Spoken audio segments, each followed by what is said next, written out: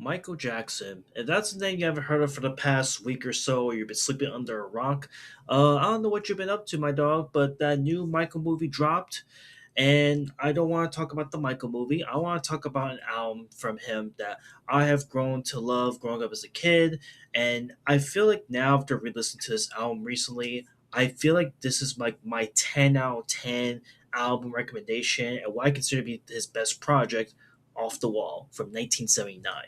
Yeah, want to talk about this project because to me, everyone has always referenced like the big three of all of Michael Jackson's discography, which was Off the Wall, Thriller, and Bad. And these three albums to this day, even as of right now, is still widely debated as to like what is Michael Jackson's best album. For me, I think it's Off the Wall, and there's a very good reason as to why I think so. So, I guess to give a little bit of background for anyone who's a brand spanking new Michael Jackson fan ever since that Michael biopic dropped last week, let's go back in time to a point where Michael Jackson's life was already like at an uphill rise thanks to the rise of the Jackson 5. But during the 1970s, there was a point in time where Michael's relevancy was coming into question.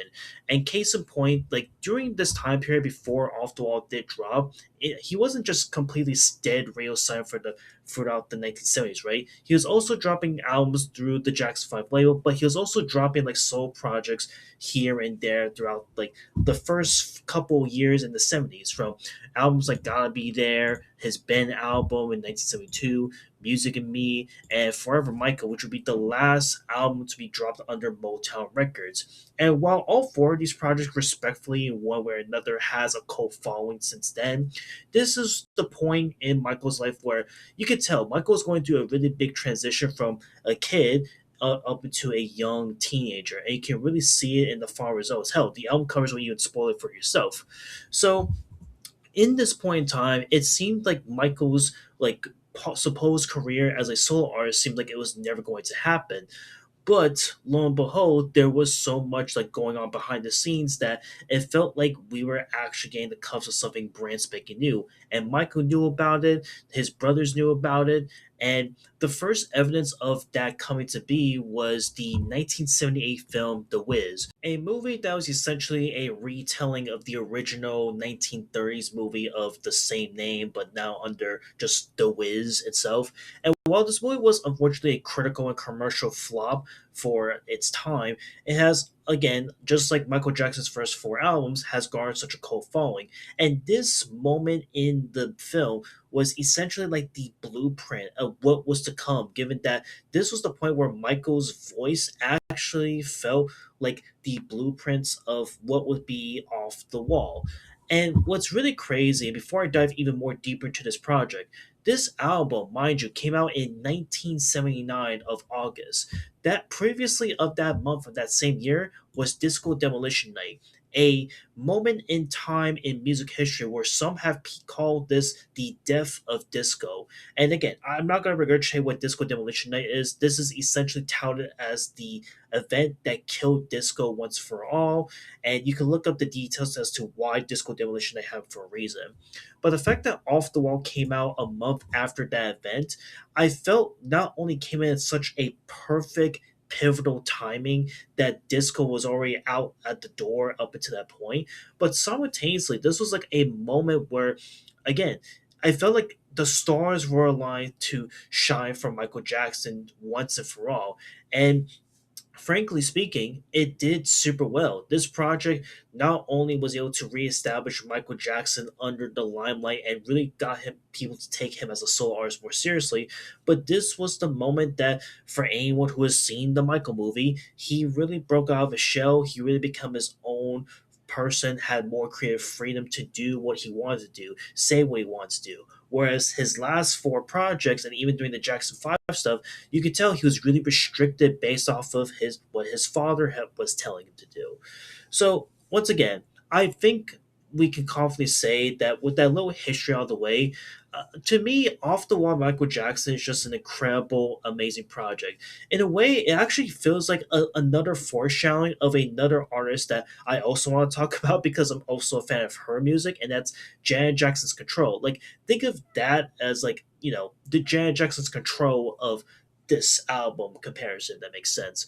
Off the Wall is filled with 10 amazing songs here that, for me personally, there's a reason why I would possibly give this a 10 out of 10 recommendation of an album and what I think is the gateway. Because, like I said, every song on this album is just incredible. Even the slow burners, like She's Out of My Life, It's the Falling in Love, and Girlfriend to an extent, maybe like slow burners, and some may argue that, okay, those may be the weaker songs of the album, but honestly, they're really good, man. They just hit the right emotions, the right feels.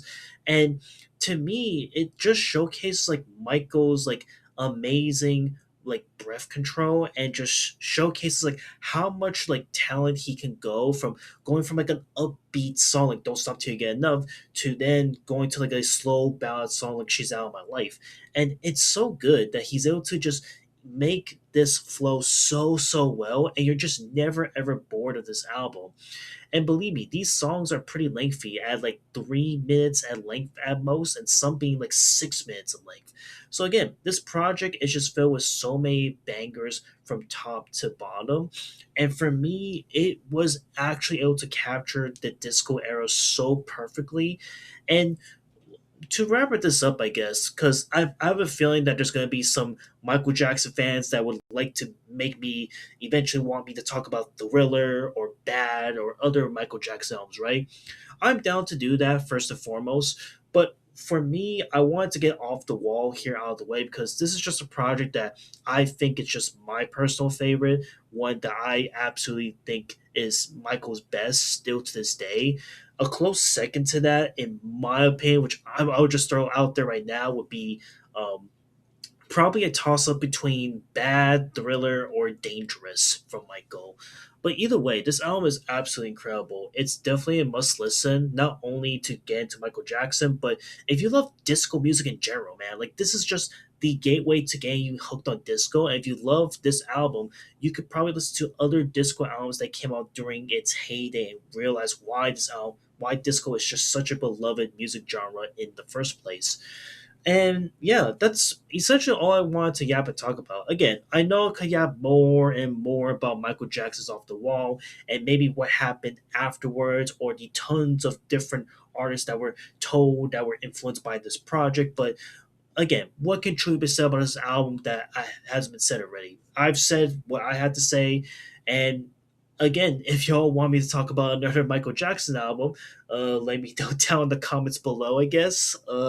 But until then, I want to eventually talk about Janet Jackson because I also love the shit out of her first and foremost, and that's it. I just wanted to yap and talk about this a bit because why the hell not, right? The hype for Michael is going high and strong with the movie dropping, and let's see how this goes.